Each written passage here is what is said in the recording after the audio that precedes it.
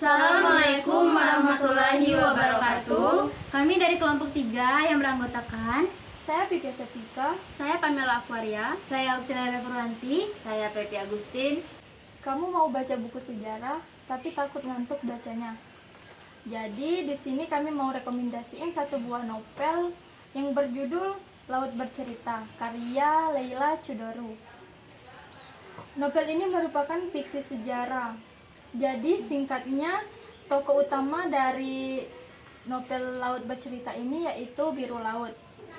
Nah, Biru Laut ini merupakan hasil dari aktivis 98 atau mantan aktivis pada sebelum reformasi diwawancarai. Nah, buku ini juga membahas tentang feminisme di mana banyak perempuan atau aktivis perempuan yang melakukan gerakan-gerakan untuk memperjuangkan hak perempuan atau hak untuk gender. Jadi di sini kami menggunakan analisis strukturalisme. Analisis ini merupakan suatu cara untuk menemukan makna keseluruhan dari suatu karya sastra yang menjadi bahan kajiannya, yaitu melalui pengupasan dan pemaparan unsur-unsur karya sastra yang membentuk keterkaitan dan keutuhan karya sastra. Selanjutnya di sini ada tokoh dalam novel tersebut. Yang pertama yaitu Biru Laut dengan watak energik, bersemangat, teguh, pendiam, pemalu, tenang, membangun, penyayang. Yang kedua di sini ada Kasih Kinanti dengan watak tenang, lembut, jenius, dan realistis. Dan yang lainnya yaitu Naratama, Gusti, Alek, Daniel, Sunu, Bapak, Asmara, Galapranaya, Ibu, Bram, dan 4 sekelompok penjahat.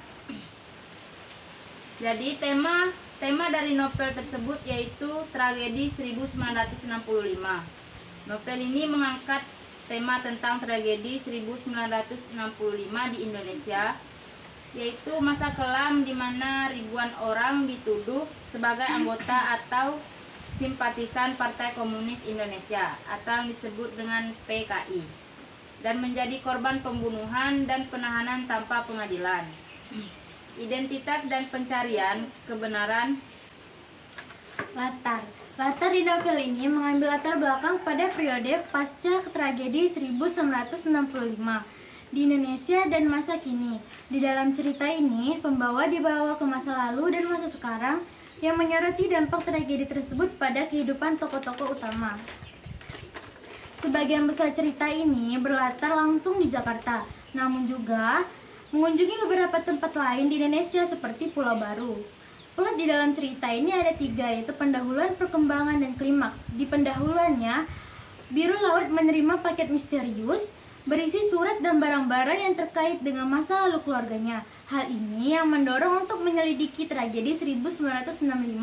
Di perkembangannya, Biru Laut mulai mencari tahu tentang kematian saudara-saudaranya dan perannya dalam perjuangan politik pada masa itu. Dia juga terlibat dalam hubungan dengan Dimas Suryo yang memiliki keterkaitan dengan masa lalu keluarganya. Di klimaks, Alika menemukan kebenaran tentang kematian saudara-saudaranya dan menghadapi konflik emosional yang mendalam. Dia juga mengungkapkan kebenaran kepada masyarakat melalui tulisan jurnalistiknya. Di penyelesaian cerita tersebut, Biru Laut dan Bisma menyadari bahwa perjuangan untuk kebenaran dan keadilan tidak akan pernah berakhir, namun mereka tetap berkomitmen untuk melanjutkan perjuangan tersebut. Analisis selanjutnya ada amanat, yaitu amanatnya pentingnya mengungkap kebenaran dan memperjuangkan keadilan, serta tidak melupakan sejarah yang berdampak pada kehidupan banyak orang.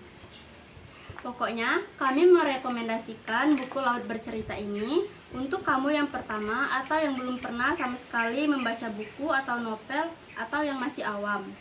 Yang kedua, yang tidak tahu sejarah tapi ingin tahu sejarah sebelum reformasi atau aktivis 98 atau aktivis sebelum reformasi.